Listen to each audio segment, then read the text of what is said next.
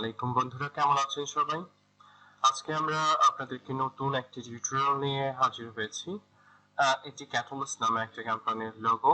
কিভাবে এই কোম্পানির লোগোটি তৈরি করা যায় আমরা এটাই আপনাদেরকে দেখাবো। শুধু যে এই কোম্পানির লোগোটি তৈরি করা যায় সেটা না, আমরা এইটা আপনাদেরকে জানাতে চাচ্ছি যে এই ধরনের লোগো বা এই ডিজাইন দিয়ে আপনারা বিভিন্ন রকম শেপে বিভিন্ন রকম ভাবে আপনাদের নিজেদের ম্যাথমেটিক্যালি টার্মস খাটিয়ে অন্যান্য অনেক লোগোই তৈরি করতে পারবেন, যার কারণে এই লোগোটি আপনাদের কাছে আজকে উপস্থাপন করছি। তো চলুন কথা না বাড়িয়ে কাজে চলে যাওয়া যাক। আপনাদের এর জন্য লাগবে polygon tool. Polygon tool click করলে 10px এবং 5px সেট করে দিবেন। রেডিয়াস আসবে 10px and সাইজ আসবে হচ্ছে 5। আপনারা ইচ্ছা করলে 4, 3 করতে পারতেন, কিন্তু আমাদের এর জন্য দরকার 5 সাইজ। সো আমি ওকে করে দিয়েছি। আমি ওকে করে দেওয়ার পরে দেখেন এটা অনেক বড় ছিল, এটা ছোট দেখাবে। এইটুক আমি একটু বড় করে নিই। বড় করে আমার কাজের সুবিধার্থে এটাকে বড় করে নিলাম। এবং এর জন্য আর লাগবে আমার লাইন সেগমেন্ট টুল। লাইন সেগমেন্ট টুল দিয়ে আমি অ্যাঙ্কার পয়েন্ট এই পলিগনের অ্যাঙ্কার পয়েন্ট থেকে আমি একটা লাইন এখানে ড্র করব।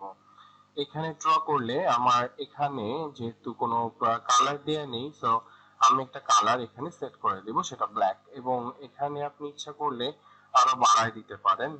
আমি একটু বাড়াই দিই না, 2.1 ইজ বেস্ট, 1 ইজ বেস্ট। ওকে, এবার আমি এই অ্যাঙ্কার পয়েন্ট থেকে ঠিক এই বরাবর আরেকটা লাইন টানবো এবং এখান থেকে ঠিক এই বরাবর না, এখান থেকে আগে ফার্স্টে এই লাইনটা টেনে নিই, এখান থেকে এই বরাবর আরেকটা লাইন আমরা টেনে নিব। তারপর এখান থেকে ঠিক আপার পোরশন বরাবর আরেকটা লাইন আমরা টেনে নিব।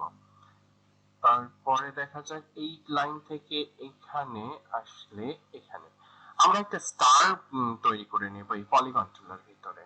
কিন্তু স্টার তৈরি করার আমি স্টার টুল দিয়েও এটা নিতে পারতাম, কিন্তু এখানে শেভ করতে গেলে আমার জান বেড়া যেত। সোজা কথা বলতে গেলে এটা পসিবল ছিল না, আমার এই অ্যাঙ্কার পয়েন্ট গুলোতে স্টার মিলানো আসলে পসিবল ছিল না, তাই আমি এটাকে লাইন সেগমেন্ট টুল দিয়ে করে নিয়েছি। এরপর আমি ঠিক এইখান থেকে এই বরাবর একটা এই এই মেরো এই লাইনটা বরাবর আরেকটা আরেকটা লাইন টেনে নিলাম।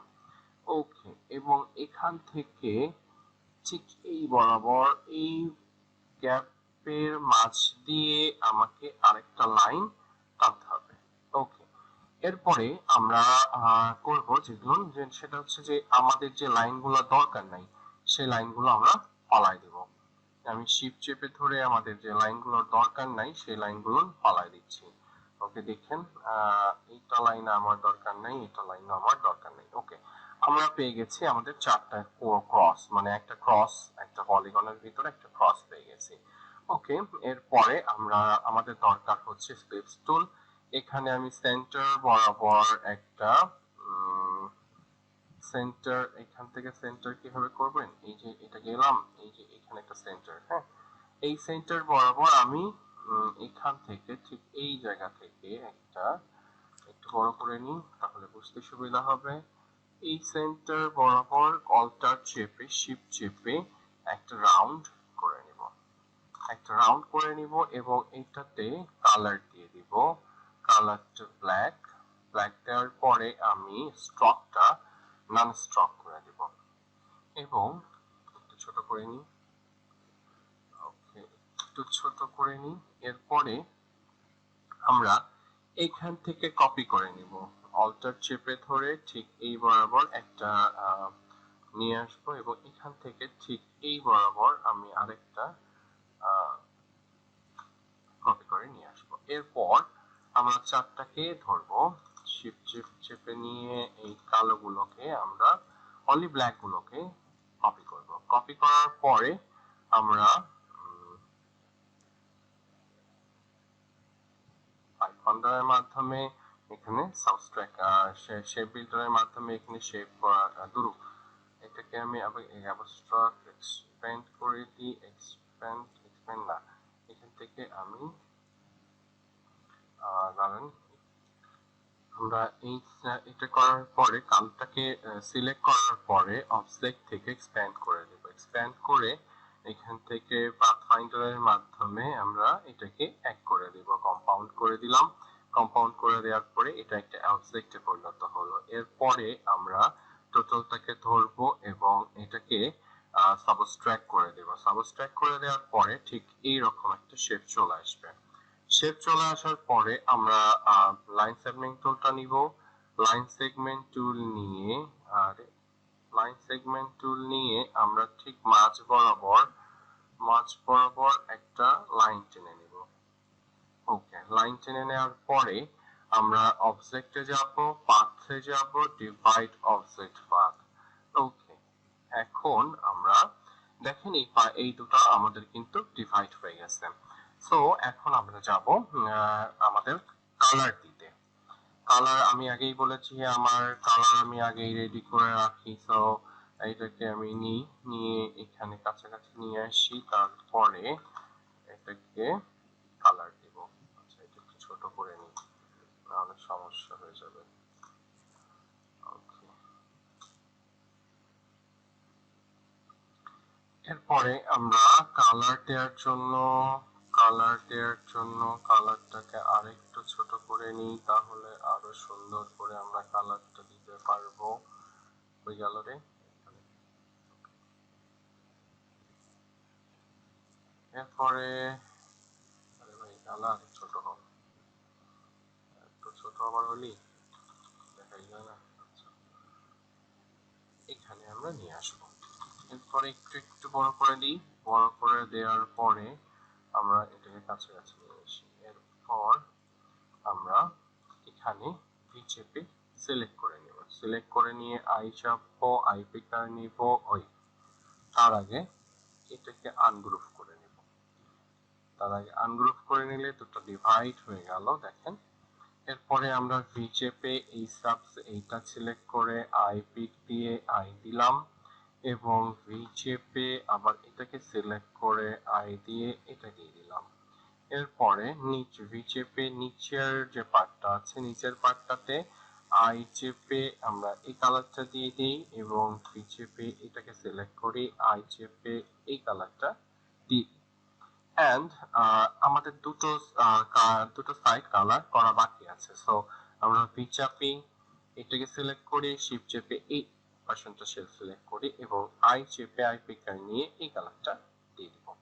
ওকে, আমাদের কাজ মোটামুটি শেষ, কালারের কাজ শেষ। এরপর আমরা এটাকে ডিলিট করেও দিতে পারি। ডিলিট করে দিয়ে ডিলিট করে দিই, যেহেতু এই লাইনটার এই লাইনগুলোর ডিসটেন্স হচ্ছে 10।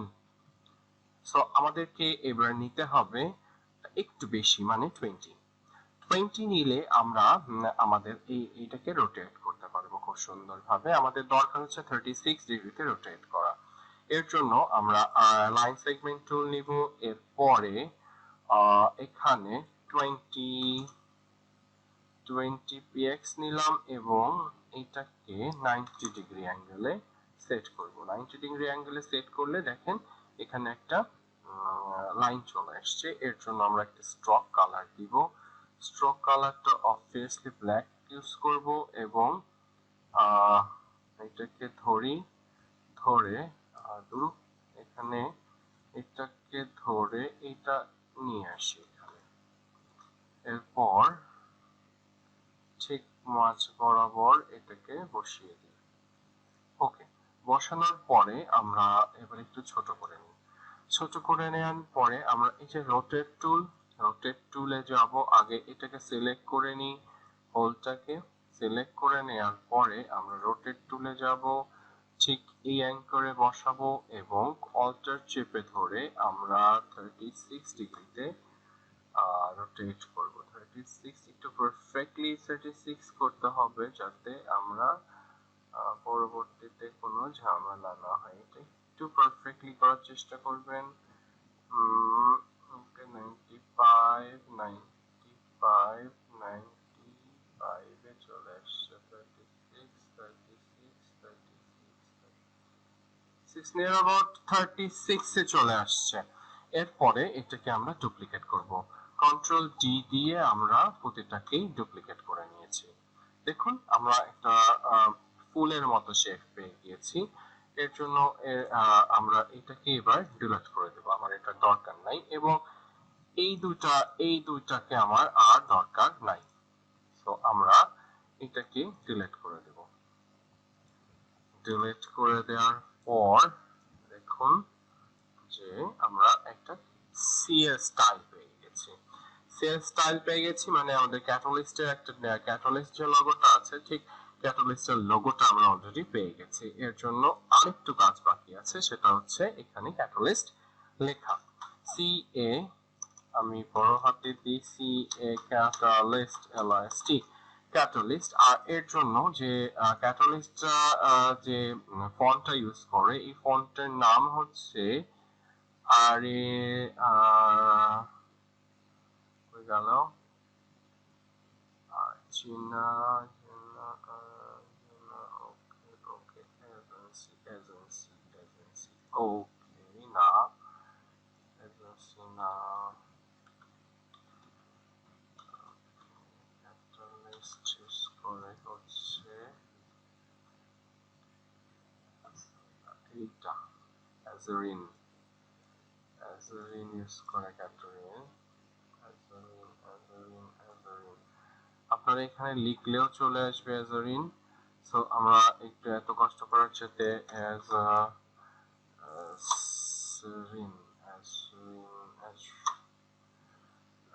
এই দিলে এজেন্সি এজেন্সি এজেন্সি ক্যাটালিস্টের লোগোটা চলে আসবে, এটা এইটার ফর্মুলা।